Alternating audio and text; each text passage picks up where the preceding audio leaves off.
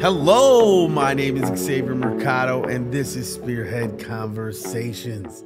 Today, I'm joined by a special guest, Steve the Sauce Hybicki. Former guest, but he is in. He's traveled all the way from Mexico to bring the sauce to the States once again. Over the past year, we've kept in touch. I've always appreciated the advice he's given. And, we've followed each other and just basically pushed forward with the friendship. So we reached out. He's in the States. And instead of a Zoom call, here we are today. So without further ado, how you doing, Steve? Good, good. This feels substantially more official like this. Bro, it's here, dog. The moment is here. Yeah, it's real. Spearhead Conversations is no longer just an idea. Mm-hmm. How you been? It feels so weird because we've been hanging out for like 2 hours, but good. Yeah, I've been good. It's been good. Got the whole studio session going through. Well, what is it? High Five? Yes, Studios? we're at High Five Studios in Milwaukee, Wisconsin, which is probably the best studio I've seen here at least. Yeah. And good vibe. Working with Valerie Lightheart right now. Yeah. She's in the other room finishing up a song. Yeah. Voice is amazing. Mm-hmm. We've been out here I've been seeing you at work. I had to gimbal for a little bit, a little shot taken. Mm-hmm. But I'm super excited when you hit me up telling, hey, you might be back, and then next thing you know, that text message, I'm like, oh damn, we got to get it going. Yeah, I didn't want to say until I knew for sure. Yeah, but for sure. I thought about hitting you before, but I didn't want to say until I knew for sure that I was going to be here and that it would be something that we had to have something to talk about. Oh, for sure, yep. It's got to be in a cool place. You know what I'm saying? Got to make sure that we're both available. So everything just lined up here. All right, well, let's jump into it, man. All right, so how have you been overall? I mean, from you're living in Mexico, you basically that's your residency. You're there. That's home. Yeah. How's it been transitioning in Mexico? It's crazy. I mean, because I guess the transition was like, originally I just went down there for like a vacation. Yeah. And then it was just like, I didn't really have a reason to go home. Mm-hmm. So I just stayed there. And then like had a kid there, you know? So I don't know. I don't even know how to explain it because it's like, it just happened. Yeah. Well, now you're a father to a baby boy. How old is he now? He's almost 14 months. He'll be 14 months on the 23rd. So how's it been? You daddy now. How does that feel? What's that experience been like? It's fun. I mean, well, the first like 6 months or so were rough because he was like crying a lot, and I was we were like staying in a condo, the condo that I was staying in on the last interview, and but I was trying to build a house at the same time. Yeah. And the whole building a house in Mexico is an experience. Yeah. And like I bought this house that's like in the jungle. It didn't have electricity, didn't have running water, nothing. So like learning how to do all that shit, and I'm like waking up at 6 a.m. and trying to get out there and work on the house. I gotta drive out there, and then the kid is crying all night. Like it was tough, bro. Like there was times I was like delusionally tired. I fell off the fucking scaffolding at my house. Oh God! Bro. Like I fell off the scaffolding. That shit hurt like a motherfucker. Like I was delusionally tired for like a couple months there. But then after we moved in, I slept for like 3 months. I slept the whole summer. It was hot as fuck anyways. I just turned on the air conditioner. I slept for like 3 months straight, bro. It was crazy. And then everything else, you know, has been back to normal. It's a lot of fun. We live right by the ocean, so Marcus, my son, he loves the ocean. Yeah. He loves going. There's a trampoline park right next to us. He loves going to the trampoline park.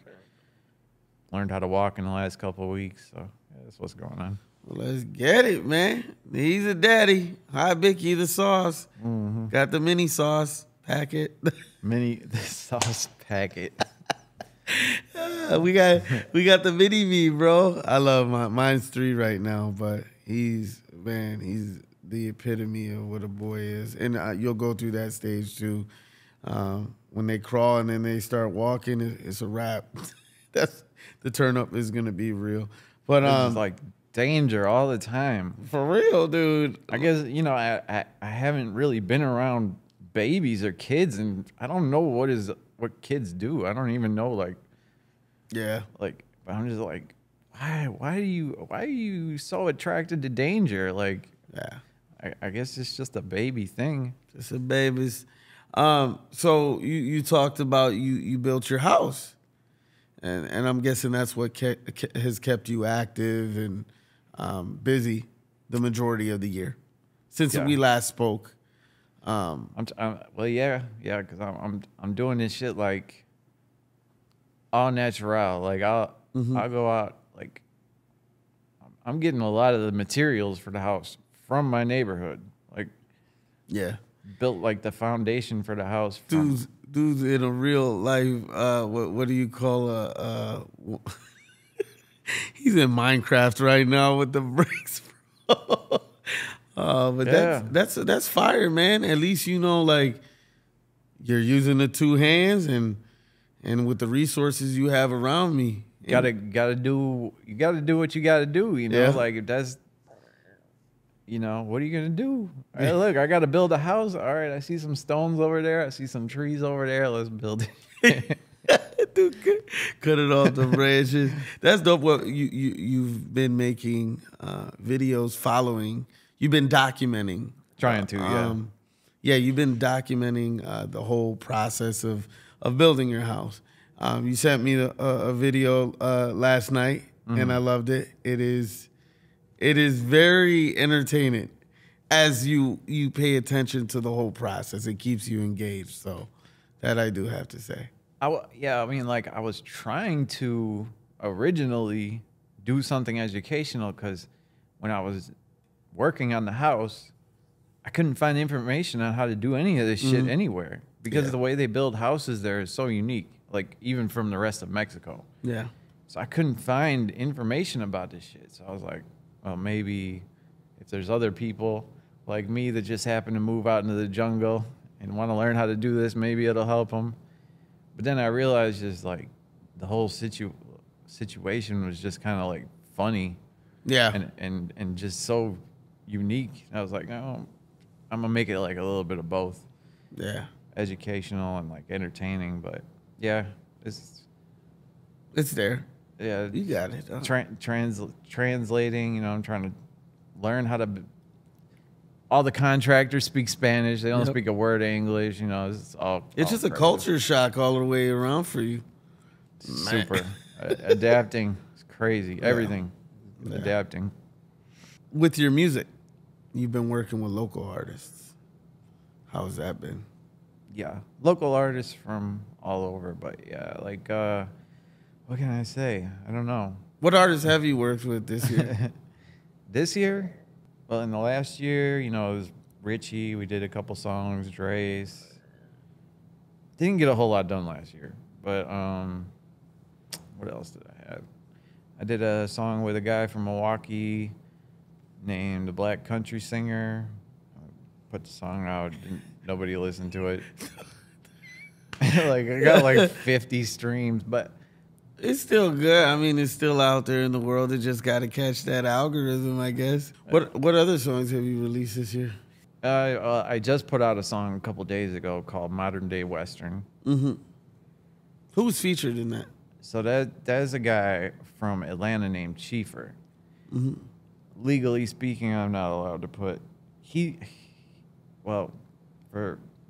Because of the legal aspect, you can't put his name on Well, he also didn't give me permission because he's like just completely MIA right now. I have no idea where this guy is. Yeah, so I don't know. He's kind of MIA right now. He's not replying to any form of communication that I know how to get a hold of him from. I was like, I'm going to just put it out. But I'm not going to, due to the fact that I don't know what he's got going on, I'm not going to tag him in the song just in case. At one point, he was signed to Interscope Records. Yeah.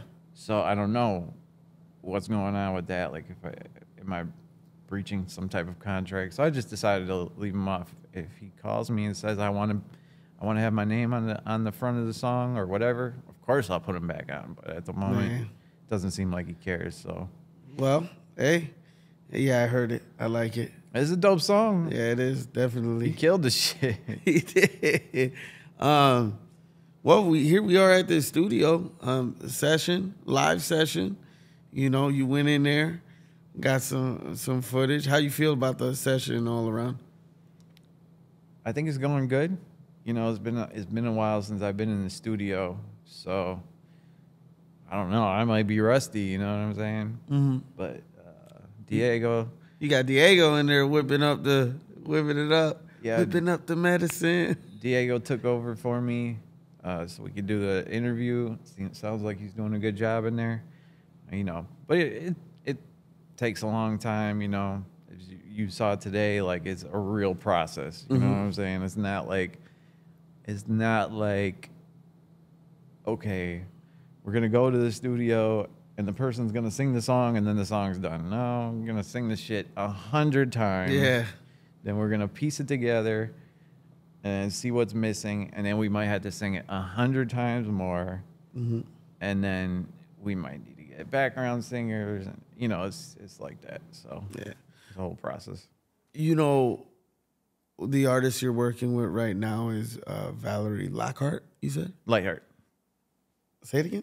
Lightheart. Lightheart. Yeah. Oh, nice. Like I have a light heart. Yeah. And she seems very lighthearted. Yeah.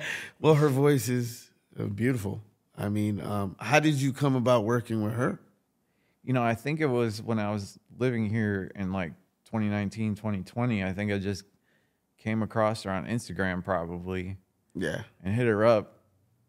And I do remember that actually, now that I think, okay, I remember now. She definitely was like a little bit nervous because I'm like, let's do this shit. Yeah. I'm like, come to the studio. Yeah. Like there's She's like, oh my God, is this there's no buffer zone. There's no getting in. No, come to the studio. Let's get some work done. But she ended up coming. Yeah. She trusted the process, I guess you would say. She came, and if I remember right, we did a song that first day, and it was like awesome. Yeah. Like we got it right the first time, you know. So. Well, she seems like she seems like a sweetheart, man. What does it feel like working with an artist from afar compared to working with a person in person, like right now? Well, it's a game changer if I'm able to be here in person. Because, oh man, I don't even know how to explain this, but just imagine if I had to do all the little details that we went through in there. Yeah. But it takes substantially longer. Yeah. And people just don't have the patience for it, you know, because like if I had to give all those instructions, like they send me something and then I listen to it and I'm like, okay, can you do it like this? Do it like this. It would take months and the artist will lose their calm. Maybe that's the reason why I'm having trouble right now. I don't know. I don't know. I mean, well, it seems like, I mean, with the amount of work you're doing, going over, you know, line by line within the song, it's definitely been an eye opener as far as seeing what goes on into the production of the music. What has been the highlight of this session, do you think, as far as like working with Valerie? I think the highlight is just the fact that we were able to like capture it as it's happening and blend the two worlds of Spearhead conversations and you know what I'm doing and what Valerie's doing, and High Five Studios, and I guess that's, at the end of the day, that is capturing the essence of what Spearhead Conversations is supposed to be. Dope. And it's the essence of what I'm trying to do with the music. So, How many songs have you guys worked together on? You and Val? shoot, I guess officially only 2. So Yeah, because you had one out before. When did that one get released? 2020, Got you. I think. But yeah, we had been talking about doing more songs for a long time, but you know, it's hard. Like, there was one guy that was actually trying to like finance a project for us. I don't know. I guess I didn't. Maybe that's still a possibility. I don't know. What has been most important to you as far as you're still doing your music, but through the music you're doing, especially with the local artists, what has been most important to you? Well, I just wanted to be authentic, and I wanted to, like, I want to make stuff that people have never heard before. Yeah. And I think that's probably the issue with a lot of people, is that they're trying to do something that has already been done. They're like, oh, this song worked, I could make a song like that. Well, no, yeah, you can, but somebody already made that song. You have to make something that's new. So my goal is really just to make something new every time, something that hasn't been heard before, and it doesn't really matter if people aren't paying attention now, because as long as you're doing something unique, eventually somebody will pay attention. Yeah. It always happens at the weirdest time, you know, so you can't control that. All you can do is be consistent and try to put out the best art. You just never know when you're gonna get a Hector. It always happens like at the craziest time, you know. Yeah. But if you hadn't gone through all the times when nobody was paying attention, you wouldn't have got there. You know? For sure. You know, talking about you know, you've worked with some of the most talented individuals, artists, musicians of our generation. How did it feel to know that Black Beatles, something you had a hand in, is 9 times platinum right now? Pretty dope. I can't wait for that 10. Yeah. When you get 10, and the song is considered diamond. Diamond's a big deal, you know. You get a diamond. Not many people got a diamond song. You know, that would be your first. I think so. Yeah. Yeah, man. It's gotta be. Yeah, it's gotta be my first. Man, what was it like when you saw when you got the update of it reaching that level? It wasn't. He's like, I mean, I knew it was gonna happen. It was just a matter of time. It's gonna get 10. It'll happen. It's just a matter of time. You know, right now you're in for a limited time. What is the goal, execution, as far as music goes while you're here? I mean, you have the studio session. Oh, yeah. Nothing too crazy. I mean, my trip was like more about other stuff, but I just try to get as much done as I can while I'm here, you know? Got you. Just trying to collaborate with as many talented people as I can. And if the schedule works, you know, and make it. Valerie, I'm hoping to get in with Riv while I'm here. Yeah, Riv. And which I believe you just dropped an episode with him like yesterday, right? Definitely. Yeah. Friday. Yeah. Yeah, man, dude's totally talented. I'm so happy that you cross paths and you guys are gonna make it happen, because I mean, with the type of work ethic you have that I just seen in there, and then, you know, just the work you've created, and just listening to the stuff that you've produced. It's like to find someone like him he's a very humble guy. He's a very humble guy, and I feel like with your guidance and just your flavor, bro, it's definitely gonna take him to a new level, a new height. I hope so. I hope so. I like the song. I started the song with a guy from Florida named Dylan Ronan. He's a really talented songwriter. He's got a couple of songs that kind of did all right down there in Florida. Yeah. He started the song, but then he's like, oh, you know, something's missing. I'm like, let me take care of that part. Yeah. So Got you. But you know, he's definitely like a creative for Mm-hmm. sure. You know what I'm saying? But he's the type of person who's he's used to doing all the things himself. I was like, no, it's okay. We're gonna volley this back and forth. You know what I'm saying? Send it to me. I'm gonna work on it for a while. I'm gonna send it back to you. Get your opinion. Go back and forth.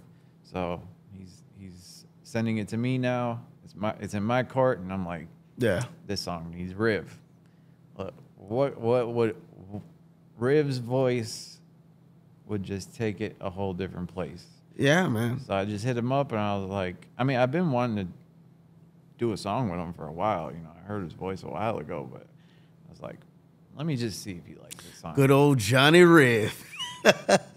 Yeah, he hit me back like right away. He was like, "Oh, I sent it to him, and then I saw an email back like right away. I'm brainstorming right now, so pretty sure it'll come out good." Yeah.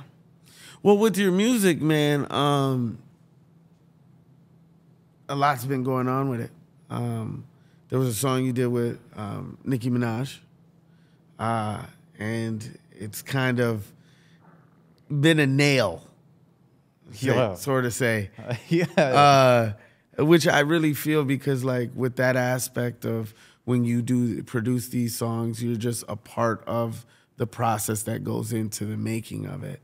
Not many people understand what goes into the making, but how, you know, when the song is completed, what the aspect of royalties are, or what's the aspect of, you know, how the artist and everyone involved trickles down and gets paid.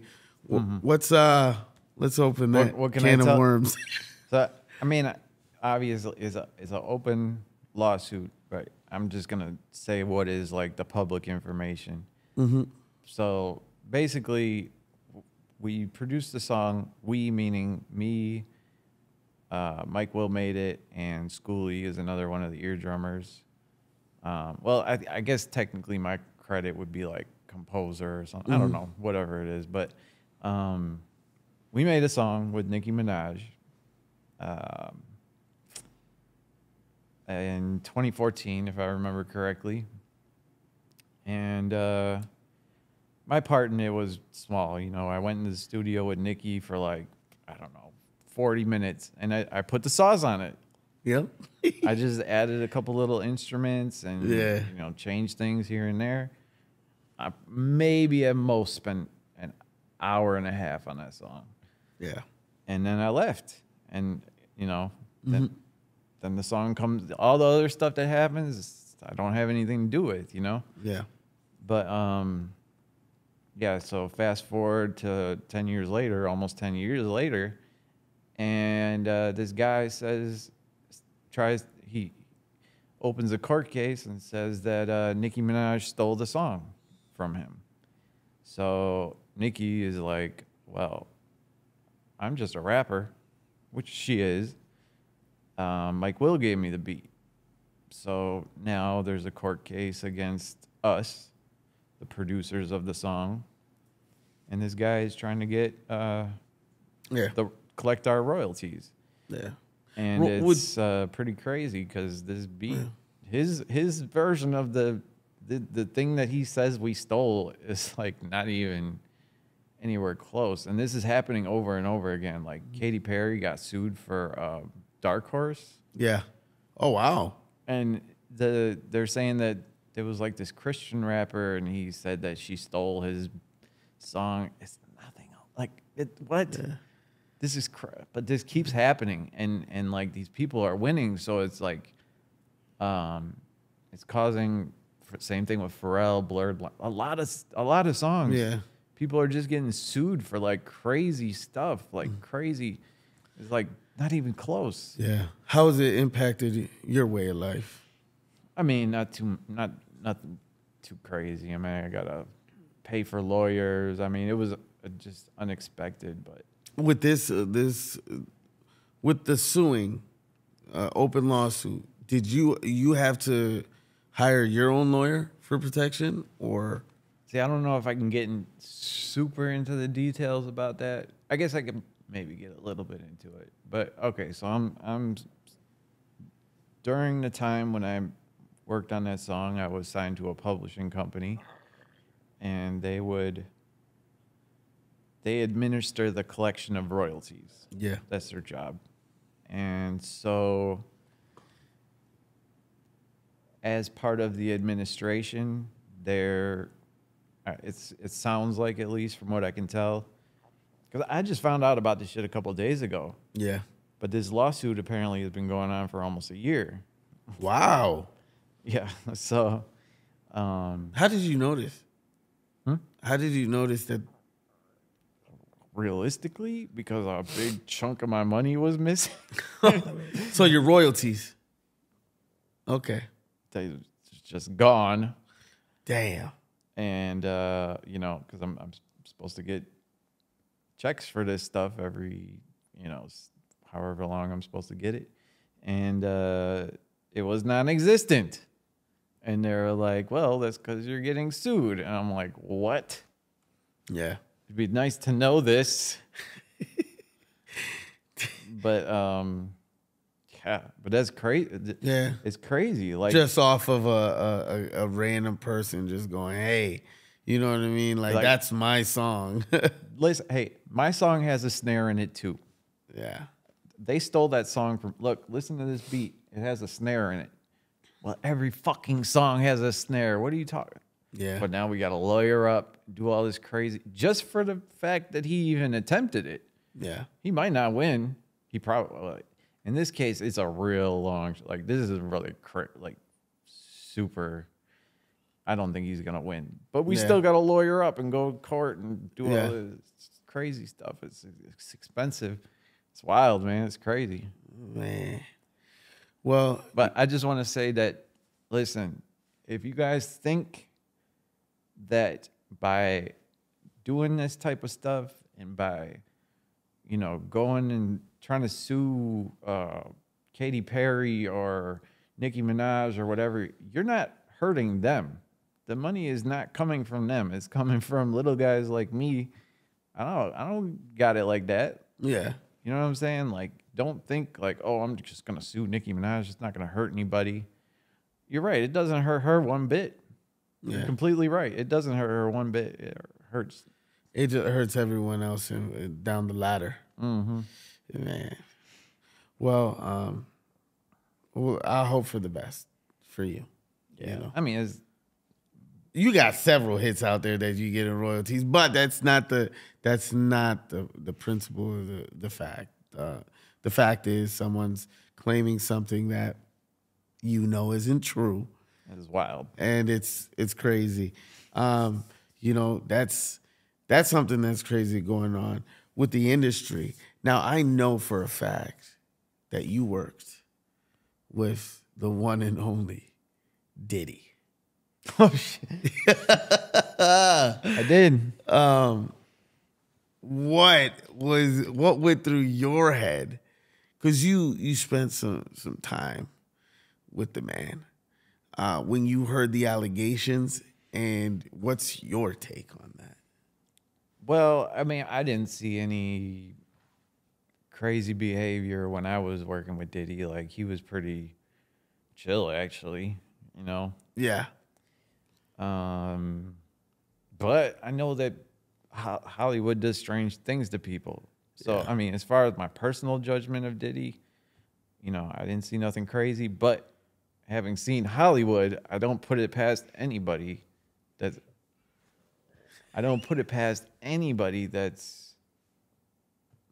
in that world. Yeah. You know, like, especially if you've been that successful, like, man, that lifestyle can corrupt you real quick, you know? Mm-hmm. Like, it's like, I mean, I know, like, the first time that I was around Diddy, like, when it was just me and him, I was super nervous. Yeah. Like, not because I thought some shit was about to go down. Like, just like, I was like, holy shit, I'm in here alone with Diddy. Yeah. But I grew up with Puff Daddy shirts on and shit. Mm-hmm. I lived out in the country, but I still was wearing Puff Daddy shirts. This was like an Eminem moment for you. How you said when Eminem was right behind you and you looked over your shoulder and like, oh shit, similar. Eminem. For some reason, Eminem didn't really make me nervous, but did he? For You sure. know, he's just got that aura about him. You know, you see making with the making the band, yeah. all that crazy shit. Like The commission, the like bad boy, man. Yeah. So yeah, he. So the question is, do you believe the allegations being splurged around? I mean, they put audio out, which you can't really count on because AI is real. So I didn't hear that. So I just found out about this a couple of days ago too. I didn't really know what was going on with the Diddy stuff. Yeah, well, it's getting wild. I would probably have to check on that before I really give out an opinion. For sure. But I can tell you my opinion on people that are in that world is that they get corrupted real easily. Oh, because I was like I said, I was nervous around Diddy when I met him at first. That nervousness causes you to act weird. Yeah. And then all of a sudden, you know, if you're in Diddy's shoes, you're like, wow, I have that much control over people? That shit'll corrupt you. Yeah. Well, it's crazy to see all the allegations coming out. It's crazy to see how many, you know. They're saying some crazy stuff. Yeah. And it's, to me, I'm just like, you know what I mean? I grew up listening to Diddy. I love the songs. And it's just like, it's a sad thing to see because, you know, with artists that get as big as that, they're targeted regardless. Whether it could be true, it could not. But for the most part, man. If I was really to guess, I would say that not all of it is true. No, I don't believe all of it. But, you know, it's just. There's definitely some stuff in there that's like, I don't know. I just can't. Like, Yeah. If that's really what's going on, like, how did this not? I don't know. I really don't know. How did it not get out sooner? You know? Yeah. Well, you know, going forward, you got your time here. What exciting projects are coming up for you? I don't know. I know you're. No, I don't even know. You've been working with Gego and Noni. They got their new project coming out. I'm mixing songs for them. Mixing. Gotcha. Yeah, so that I would like to do a collab with them too. But I don't know. I'm actually thinking about like just dropping a song of my own. Okay. Like where I'm singing too. Look at the sauce is real. Well, you know what? I never wanted to be I don't want to be a singer or anything like that. But sometimes I get really frustrated with the shit that happens with artists. Like it seems like over and over again, I'm just running into the same issues. So Yeah. not with Valerie, but with other artists. Yeah. So I'm just like, I'm just gonna do all this shit myself. Yeah. All of it. Fuck it. Write the song, sing the song, produce the song. Yeah. Musically, who's shocked you this year? Who's caught your eye? Oh man. Well, I don't even know about a specific person, but a genre. Like, I mean, I live in Mexico. Mexican music is huge right now. Yeah. Crazy. Yeah. Up at what's his name? Peso Pluma. Peso Pluma. That dude is. I like the type of music he's been putting out. He's pretty dope. I like Luis Conriquez. My boy dropping names. Nah, I like all that shit. I listen to corridos all. Honestly, I don't listen to rap music anymore. The rap music that's coming out right now kind of sucks, to be honest. Like, it's just they're just completely losing their creativity. Yeah. But I listen to corridos probably more than anything right now. Every time we've talked, I feel like you know, the way you're making your way of life out there is pretty humble and just, you know, it's. I'm living the simple life. It's bro. It's like the complete opposite of the way I lived before. The exact opposite. You need that though in life sometimes. I think it's given me a lot of perspective for sure. I'm telling you, I quit the drinking and now I just, going out isn't going out anymore. It just isn't. It just isn't. I'd rather be at home. I'd rather be in my recliner watching an episode of Suits. Or doing this, you know. Or doing this, you know what I mean? Because outside of the full-time job, it's this. You know, so all around the clock, I'm working. But you know, for as far as when I do have free time, I'd rather be at home. Yeah. You know, what do you feel the music needs right now? The music industry, cross platforms.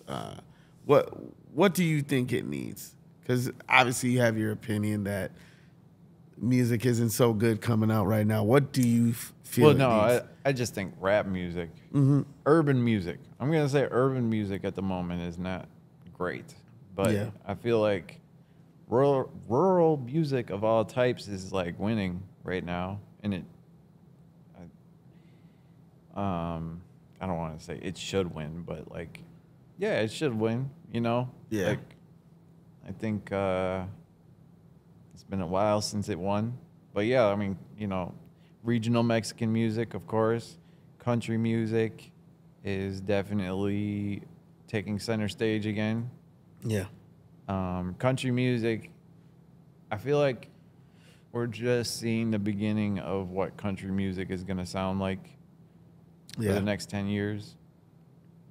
It's not going to sound like what it was before. You Not know, at all. it'll sound like the shit that I was doing with like Richie, you know, Yeah. basically. And yeah, I think it's going where it's supposed to go. Yeah. Rap music, I don't know what the fuck the rap music industry can do right now, honestly. It might just be time for it to chill. I don't know. Do you think it's hit a plateau? Yeah, cause it's not progressing, you know. Yeah. Well, I mean the lyricism has been dumbed down for sure. It's more about it's repeating and saying things that are gonna hook rather than any substance to it. I don't necessarily see that as the problem, though. Yeah, well, the outsider looking at it, for me, that's like what I've literally. That's the taken. problem that for you, but progressing, going from lyrical to unlyrical, as long as it's on purpose and you know that that's the direction you want to take it and you understand it, that's still a form of progress. Okay. Like our whole thing when we were making, because we got known for party records. You know, Yeah. our songs are pretty simple. You know, rake it up, brother, Yeah. down, rake it up. Making them. Shove it out. Yeah, exactly. And I think like our goal in making music was not to make people think, Yeah. because you spend your whole day thinking. It was to make you feel something. For sure. And in general, the feeling that we were trying to give people was a sense of well-being. I wanted everybody to feel like they were rich, even if they only had $5 in your pocket. You know what I'm saying? Like, that's the feeling that I wanted to give people. I don't know if that makes sense, but I wanted everybody to feel like, I don't know. It was about a feeling. It wasn't about. Yeah, it's about a vibe, man. But so to create that type of music, sometimes this shit is simple. It's more about the melody than the lyrics in that type of music. The only thing I'm thinking of is that they're making the same type of music now that they were 3-4 years ago. Okay. That's my problem with it. You're making the same shit. You got to make something new. Yeah. But that's why rap music is falling off, because they're basically making the same music that they were a few years ago. It hasn't changed. Gotcha. What do you hope to see with your music in the next 5? What do you hope to accomplish in the next 5? In the next 5, I think my goal would be to get 50 million streams. Okay. Which I don't think is like super unreasonable for maybe in the next 10. I don't know. Yeah. But I definitely want to get to the point where I can, you know, get millions of streams rather than thousands. Man, Mr. Hybicki, it has been great. Man, I love hearing that, you know, you're working with people like Riv, Gego Inoni. you know, because these are I won't say unknown because their trajectory right now is going up, but to hear that you're collaborating with all these artists that have the potential that they have, and just seeing where you're going with your music, I appreciate you. I appreciate that. You know what I mean? Been Well, hold on. Yeah. I was supposed to be able to ask you a question. Oh, go ahead. Ask me a question. So who do you want to interview? Man, to be honest with you, I always said Giannis, but it's not so much Giannis anymore. I want to, honestly, Joe Rogan. You want to interview Joe Rogan? Yes. I think his inspiration to me had, with the motivational videos that I watch off of YouTube, you know, I start off my day with a motivational interview. I want to watch. I would love to interview Joe Rogan. So is that kind of what got you into the podcast thing? Was you were like, where were you listening to podcasts? In your car on the way to work? Yeah, it was.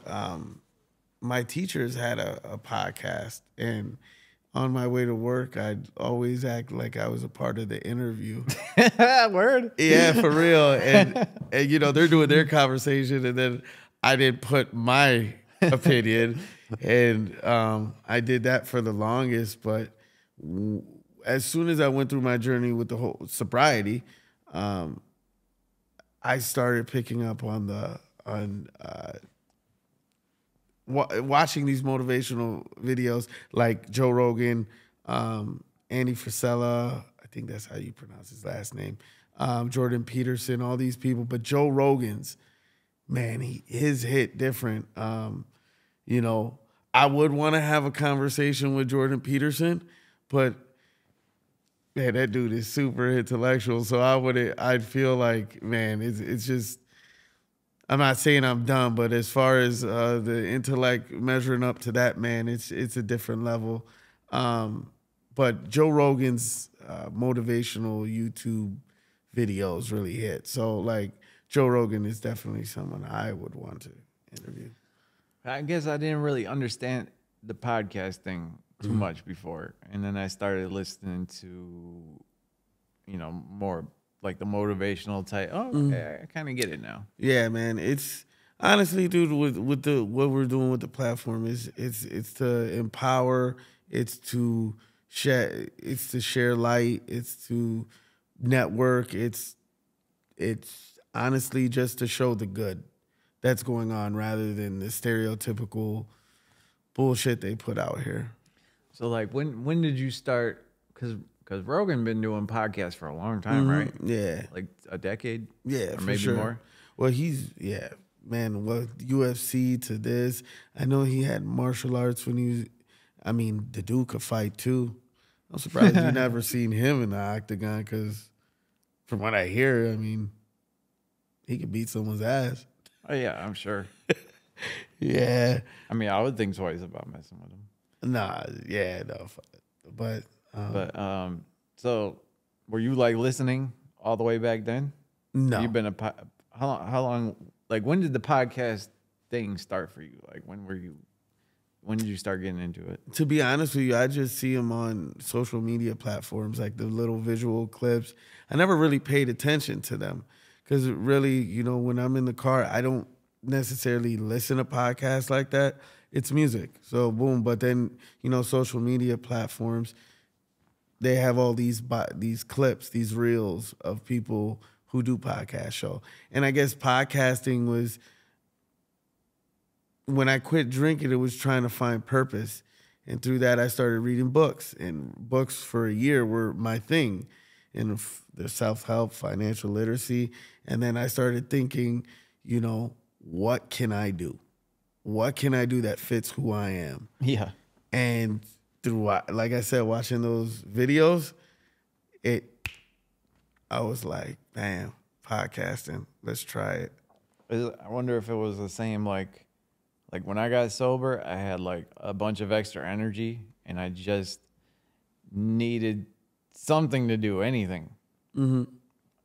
So. Well, this definitely has become the habit, bro. Yeah. This this is overtaken. So this is like your energy outlet. Oh, for sure. For sure. This gives me, it just gives purpose, and it literally keeps me motivated to, you know, because it's getting in the rooms with people like you. It's hearing these stories. It's hearing the people, and it's like, honestly, it just is. It's a rush. It's a high. For real. Word. I get that. Yeah. But yeah, man. As always, you know, I appreciate you when we do chat it up. You know what I mean? You've definitely been there throughout this whole journey with me. I'm glad that from Zoom we got to this. Because for real, even after that episode, I was like, well, whenever you come into town, I think we should do a in-person. So I'm definitely happy we got to make this happen. Before we do go, though, what advice would you give to artists out here right now? I just, you know, just try to stay original. Don't try to, you know, do the thing that is most authentic to you. You know, don't try to do what this guy's doing just because this worked. Yeah. Do what is authentic to you. Do what works for you, basically. That's about it. Well, man, you in here for another couple days. If we can hang out again, bro, outside of this, man, we should definitely do it. Yeah, man, we're locked in, so ain't nothing gonna change. But I do appreciate you coming on here. For sure. Hey, my boy. And with that, Spearhead out.